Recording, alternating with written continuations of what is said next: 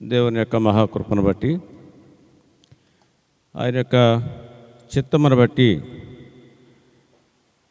2025 April 22, 23, 24 ఈ 3 దినాలు నర్సాపురం లాక్పేటలో ఈ ప్రత్యేకమైనటువంటి సువార్త కూడికలు ఏర్పాటు చేయడానికి దేవుడు కృప చూపిస్తూ వచ్చినాడు.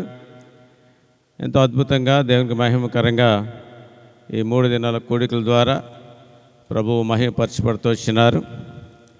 చక్కటి వర్తమానాలు మనం వింటూ వచ్చినాము. దాని ప్రకారంగా మనము జీవించడానికి చివరి దినాల్లో దేవుని వాక్యము మన హృదయాల్లో నింపుకోవాలి. అది చాలా ప్రాముఖ్యమైన విషయము. దాని కొరకే దేవుడు ఈ రకమైనటువంటి కూడికలు మనకి ఏర్పాటు చేయటం జరిగింది. సాధారణంగా మరి కృతజ్ఞత కూడిక అనేది మొదట పెట్టుకుంటారు, ఆ తర్వాత కూడికలు జరుగుతూ ఉంటాయి. అయితే ఇక్కడ జరిగింది ఏంటంటే స్వార్థ కూడికలు ముందు పెట్టుకున్నారు. చివరిగా దైవ సేవకుడు మరి తమ్ముడు తిమోతి సువర్ణ వారిని ప్రేమించి అనుగించే చిన్న కుమారుడి విషయంలో దేవుడు చేసినటువంటి ఆ గొప్ప ఆ మేలును జ్ఞాపకం చేసుకుంటూ చివరిగా మరి కృతజ్ఞత కూడిక కలిగి ఉంటున్నాం. ఇది దేవునికి ఎంతగానో మరి మంచిది. ఇది జాన్ విషయంలో దేవుడు చాలా అద్భుతం చేశాడని చెప్పాలి. రాత్రికాల సమయంలో తట్టుకోలేనంత మరి బాధ, నొప్పి బిడ్డ అనుభవించినటువంటి సమయంలో మరి ఇక్కడి నుండి మరి ఫస్ట్ ఎయిడ్ కొరకు నర్సాపురంలో హాస్పిటల్ తీసుకువెళ్ళారు. అక్కడ వారు మా చేత కాదని చెప్పినప్పుడు భీమవరం హాస్పిటల్ తీసుకొచ్చారు. మరి అక్కడ రాత్రంతా కూడా బిడ్డ ఎంతో బాధ అనిపించి ఉదయకాల సమయంలో మరి ఎన్నో గంటలు ఆపరేషన్ చేసి మరి అక్కడ కొన్ని దినాలు హాస్పిటల్లో నుంచుకొని మరలా నర్సాపురం తన ఇంటికి పంపించడం జరిగింది. దేవుడు ఆయన బిడ్డల విషయంలో చేసే ఆ కార్యాలు చాలా గొప్పవి. దేవుడు చేసిన మేలులను మరి ఎంతగా దేవుని స్తుతించినా కూడా అది తక్కువగానే మనము ఎంచవలసిన వారు ఉంటున్నాం. 103వ దావీదు కీర్తనలో కొన్ని వచనాలు మనం చదువుకుందాము. 103వ దావీదు కీర్తన 1 నుండి 5 వచనాలు మనం చదువుకుందాం. దయచేసి అందరూ కూడా తీయండి. 103వ దావీదు కీర్తన మనందరికీ తెలిసినటువంటి భాగమే.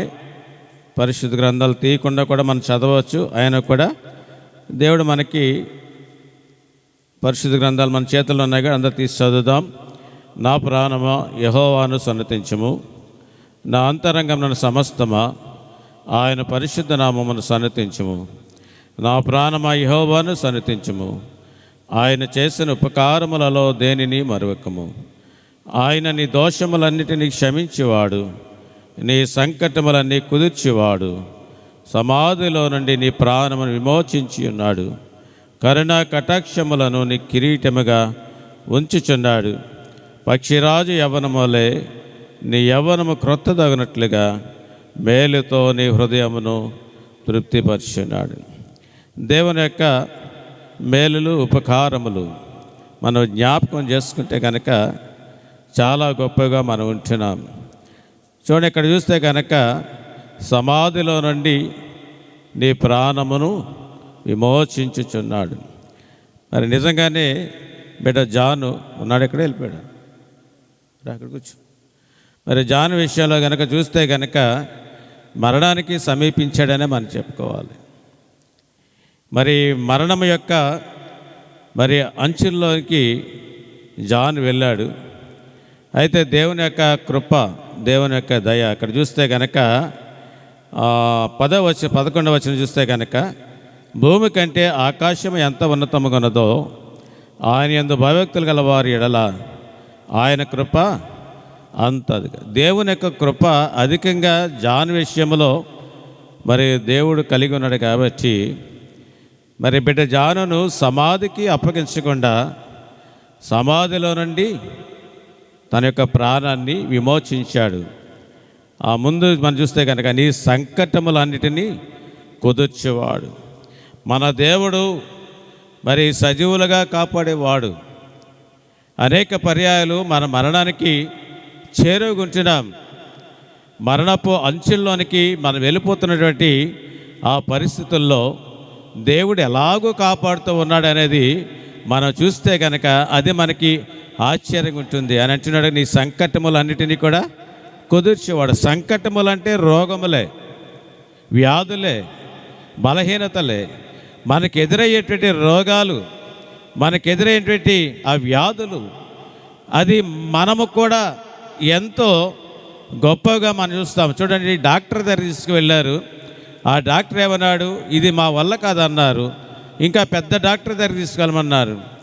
అయితే దేవుని యొక్క కృప భూమి కంటే ఆకాశము ఎంత ఉన్నతంగా ఉందో అంత అధికమైనటువంటి కృప బిడ్డ జాన్ విషయంలో దేవుడు చూపించాడు. కాబట్టి ఆ డాక్టర్కు కావలసిన జ్ఞానము దేవుడు అనుగ్రహించి ఆ ఆపరేషన్ చేయట్లో మరి ఎంతగానో దేవుడు సహాయపడుతూ వచ్చినాడు.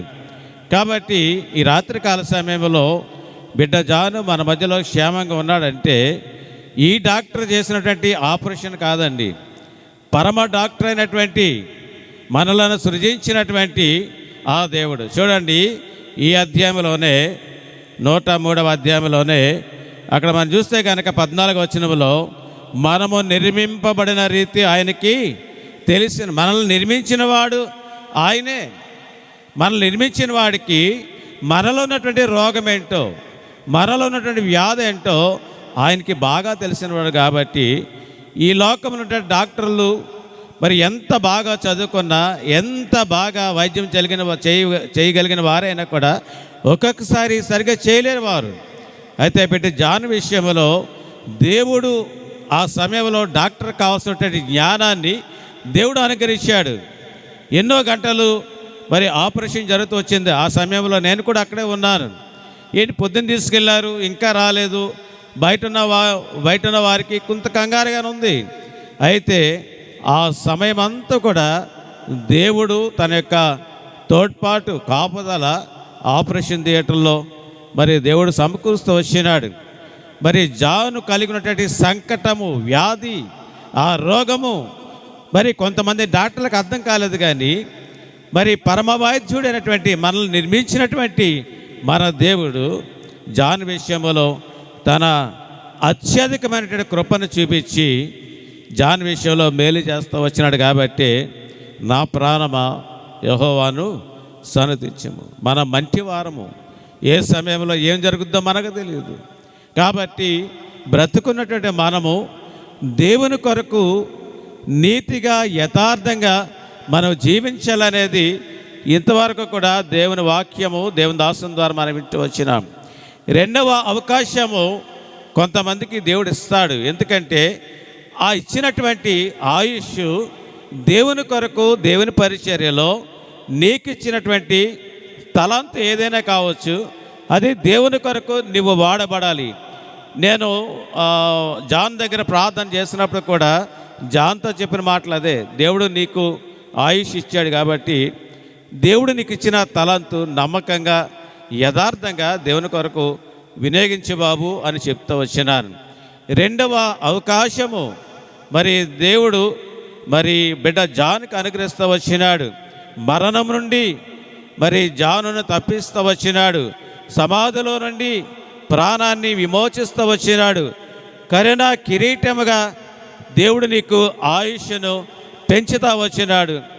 దేవుడు నీకు ఇచ్చిన ఆయుష్, దేవుని కొరకు నీకు ఇచ్చినటువంటి ఆ తలంతులు నమ్మకంగా దేవుని పరిచర్యలో నువ్వు వినియోగిస్తే కనుక దేవుడు నీ ద్వారా ఉన్నతమైనటువంటి కార్యాలు, అది బెరాకలో కావచ్చు, ఈ చుట్టుపక్కల నర్సపూర్ చుట్టుపక్కల ప్రాంతాల్లో కావచ్చు, దేవుడు నేను వాడుకుంటే ఈ రాష్ట్రంలో కావచ్చు, ఈ దేశంలో కావచ్చు, నీ యొక్క తలాంతులు దేవుని కొరకు, దేవుడు కొరకు నువ్వు వినియోగించాలని దేవుడు నిన్ను సజీవులుగా కాపాడుతూ వచ్చినాడు. కాబట్టి ఆయన దయాళుడు అండి. 119వ దావత్కీర్తన 68వ వచనం చూస్తే కనుక నీవు దయాళుడువై మేలు చేయుచున్నావు. ఆయన దయాళుడు. ఆయన బిడ్డల విషయంలో ఆయన దయాళుడుగా ఉన్నాడు, ఆయన కృప కలిగిన వాడుకుంటున్నాడు, ఆయన ప్రేమ కలిగిన వాడుకుంటున్నాడు, ఆయన యొక్క వాత్సల్యము, ఆయన కృప, ఆయన యొక్క దయ నీ మీద చూపించిన వాడుకుంటున్నాడు. కాబట్టి నీవు దయాళుడువై మేలు చేస్తూ వచ్చిన ఆ దేవుని నీవు జీవితకాలము మర్చిపోకూడదు. 126వ దావీదు కీర్తన 3వ వచనం మనం చూస్తే గనక, యెహోవా మన కొరకు గొప్ప కార్యములు చేస్తున్నాడు, మనము సంతోషభరితలమైతిమి. యెహోవా మన కొరకు ఏ కార్యాలండి? గొప్ప కార్యాలు చేసిన వాడుకుంటున్నాడు. కాబట్టి ఈ దినము మరి జాను మన మధ్యలో క్షేమంగా ఉన్నాడంటే దేవుడు చేసిన కార్యమే, డాక్టర్లు చేసినటువంటి కార్యమని నేనైతే చెప్పను, ఇది దేవుడు చేసినటువంటి కార్యమే. కాబట్టి మనము సంతోషభరితులమైతిమి. యెహోవా మన కొరకు గొప్ప కార్యములు, జాను విషయంలోనే కాదు, ఇక్కడ కూర్చున్న వారందరి విషయంలో రకరకాలుగా దేవుడు ఎన్నో గొప్ప కార్యాలు చేస్తూ వచ్చినాడు. దుఃఖములు ఉన్నటువంటి వారికి, విచారంలో ఉన్నటువంటి వారికి, కృంగిన వారికి, శ్రమలో ఉన్న వారికి దేవుడు ఎన్నో రకాలుగా గొప్ప కార్యాలు చేశాడు. కాబట్టి వారి యొక్క దుఃఖము, శ్రమ, వారి యొక్క వేదన, వాటన్నిటి నుండి దేవుడు విచారం నుండి కొట్టివేసి సంతోషభరితులుగా దేవుడు ఆయన తన ప్రజలైన వారిని ఆయన ఆ రకంగా కార్యాలు చేసేవాడు కూర్చున్నాడు. కాబట్టి దావీదు దేవుని స్తుతిస్తూ వచ్చినాడు. నా ప్రాణమా యెహోవాను సన్నతించుము, ఆయన చేసిన ఉపకారములలో దేనిని కూడా మర్చిపోవద్దంటున్నాడు. ఇశ్రాయేలును కాపాడేవాడు కునుకడు, నిద్రపోడు 125లో. కాబట్టి జాను విషయంలో దేవుడు ఎంతో ఉన్నతమైనటువంటి రీతిలో ఆయన కాపాడుతూ వచ్చినాడు. యెహోవా యందు భయభక్తులు గల వారి చుట్టూ ఆయన దూత కావలి ఉండి ఎలాగైతే రక్షిస్తూ ఉందో, ఇశ్రాయేలును అంటే యెహోవా చేత విమోచింపబడిన వారిని, యెహోవా ఏర్పాటు చేసుకున్నటువంటి ఆయన ప్రజలను కాపాడే విషయంలో కునుకడు, నిద్రపోడు. ఆ రకంగా మరి బిడ్డ జాను విషయంలో దేవుడు ఎంతగానో ఆయన కృపను విస్తరింపజేశాడు.